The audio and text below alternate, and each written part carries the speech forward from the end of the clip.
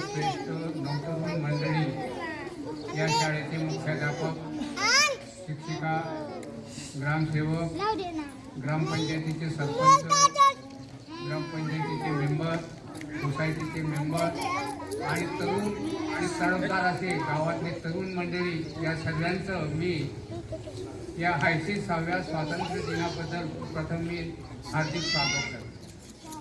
मित्र हो, गाव छोटं पण कृतीने मोठं हे साध्य आता या ठिकाणी आपल्या गावामध्ये व्हायला लागलं आणि त्याला कारणीभूत ग्रामपंचायत, गावातले जे तरुण मंडळी आहेत, जे कोणी उद्योजक आहेत, कोणी काय छोट्या मोठे लहान मोठे उद्योग करतात आणि बाहेरून उद्योग करून सुद्धा हा जो गावातला सार्वजनिक कार्यक्रम आहे, या कार्यक्रमाला उपस्थिती देतात आणि उपस्थिती देऊन या आपल्या शाळेला उपकृत करतात. विद्यार्थ्यांसाठी ते झटतात आणि विद्यार्थ्यांना प्रोत्साहन म्हणून मोठमोठ्या गिफ्ट देतात आणि गिफ्टातून त्यांना या शाळेचं कौतुक करतात. कौतुक करून त्यानंतर या शाळेचं नाव जे उज्ज्वल करतात, अशा सर्व गावातले जे ग्रामस्थ तरुण मंडळी जे बाहेर कोणी नोकरीच्या हिशोबाने, उद्योगाच्या हिशोबाने आणि याच्या हिशोबाने गेलेले, त्यांचंही मी गावातर्फे आणि या शाळेतर्फे, माझ्या वैयक्तिकतर्फे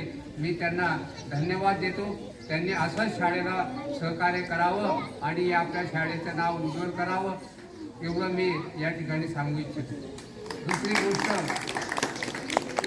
गाव छोटं पण या गावाची परंपरा मी आता जवळजवळ 25 ते 30 वर्षापासून गावाच्या संपर्कात आहे.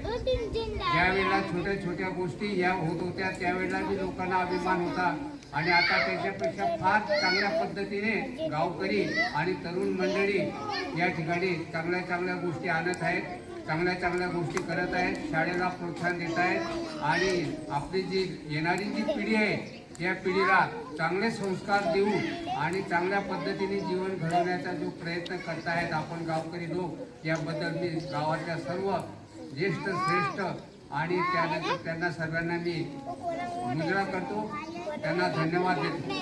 दुसरी गोष्ट,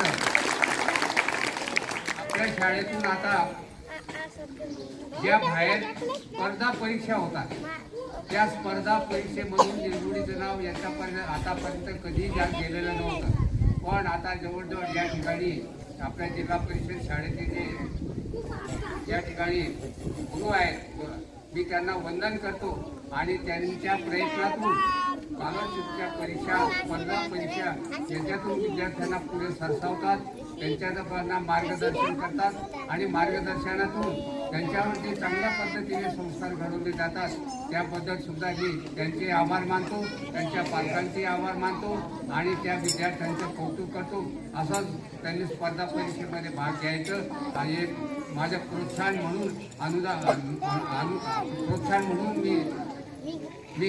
मी त्यांना सांगू इच्छितो.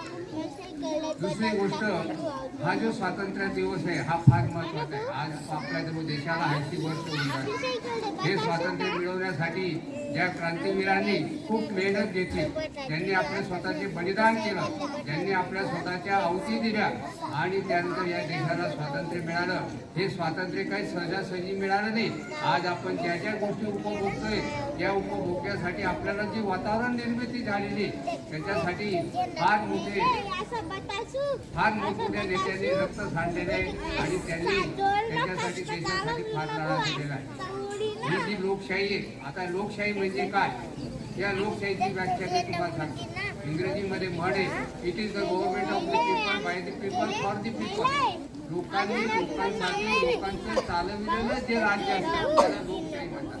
आता आपणच आपलं गाव चालवायचं असतं, आपणच आपल्या गावाला गाईड करायचं असतं, आपणच आपल्या गावाला मार्गदर्शन आणि जे गाव या सगळ्या गोष्टीतून, प्रत्येक गोष्टीतून गावाला योग्य पद्धतीने दिशा देतील ते गाव पुढे.